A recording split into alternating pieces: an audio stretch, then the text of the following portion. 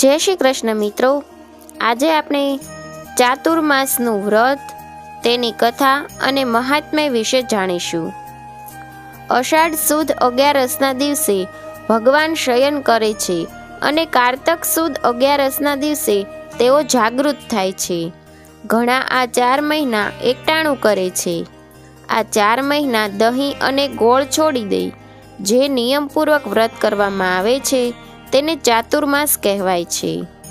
હિન્દુ પંચાંગ મુજબ ચાતુર્માસ અષાઢ મહિનાના શુક્લ પક્ષ એકાદશી એટલે કે દેવશયની એકાદશીથી શરૂ થાય છે અને કારતક શુક્લ પક્ષની એકાદશી એટલે કે દેવ ઉઠી એકાદશી પર સમાપ્ત થાય છે. હિન્દુ ધર્મમાં ચાતુર્માસનું વિશેષ મહત્વ છે. ચાતુર્માસ 4 મહિના એટલે કે શ્રાવણ, ભાદરવો, આસો અને કારતક નો ઉલ્લેખ કરે છે. 4 મહિનાના આ સમયગાળા દરમિયાન ભગવાન વિષ્ણુ, વિશ્વના રક્ષક, 4 મહિના માટે નિંદ્રાસનમાં જતા રહે છે. આ સાથે ચાતુર્માસમાં તમામ પ્રકારના શુભ કાર્યો બંધ થઈ જાય છે. આવું કેમ થાય છે? આ પાછળનું કારણ શું છે? આજે આપણે આ વિશે પૌરાણિક કથાઓ દ્વારા જાણીશું. કથા આ પ્રકારે છે. ચાતુર્માસ સંબંધિત પૌરાણિક કથા. શાસ્ત્રો અનુસાર રાજા બલિએ 3 લોક પર અધિકાર પ્રાપ્ત કર્યો હતો.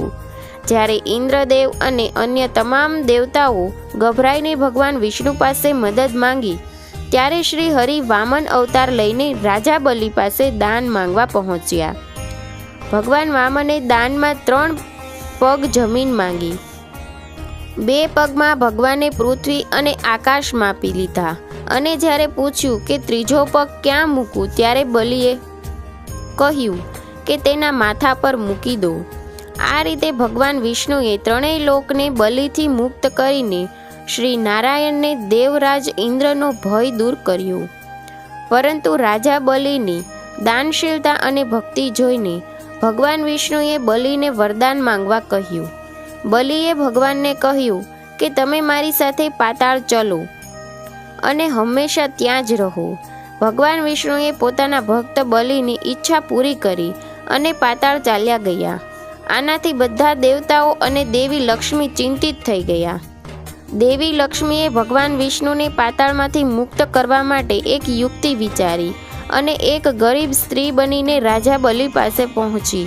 રાજા બલિને પોતાનો ભાઈ માનતા તેણે રાખડી બાંધી અને બદલામાં ભગવાન વિષ્ણુને પાતાળલોકમાંથી મુક્ત કરવાનું વચન માંગી લીધું.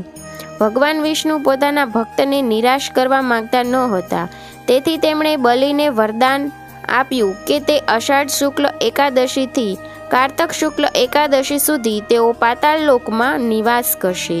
તેથી ભગવાન વિષ્ણુ આ 4 મહિનામાં યોગ નિંદ્રામાં રહે છે. આ રીતે પૂજા મંત્રથી ભગવાનને સુવડાવો. દેવશયની એકાદશી પર શ્રી હરિને શયનકાળ શરૂ થવાના કારણે તેમની વિશેષ વિધિઓ સાથે પૂજા કરવામાં આવે છે.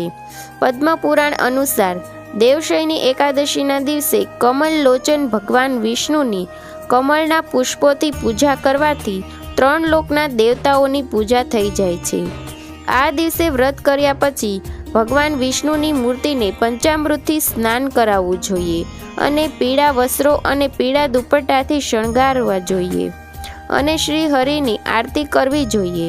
ભગવાનને સોપારી અર્પણ કર્યા પછી આ મંત્રથી તેમની સ્તુતિ કરો. સુપ્તે ત્વયિ જગન્નાથ જગત સુપ્તમ ભવેદિદમ વિબુદ્ધે ત્વયિ બુદ્ધેત જગત સર્વ ચરાચરમ. હે જગન્નાથજી, જ્યારે તમે સૂઈ જાઓ છો ત્યારે આખું વિશ્વ સુપ્ત થઈ જાય છે અને જ્યારે તમે જાગો છો ત્યારે આખું વિશ્વ અને ગૌચર પણ જાગી જાય છે.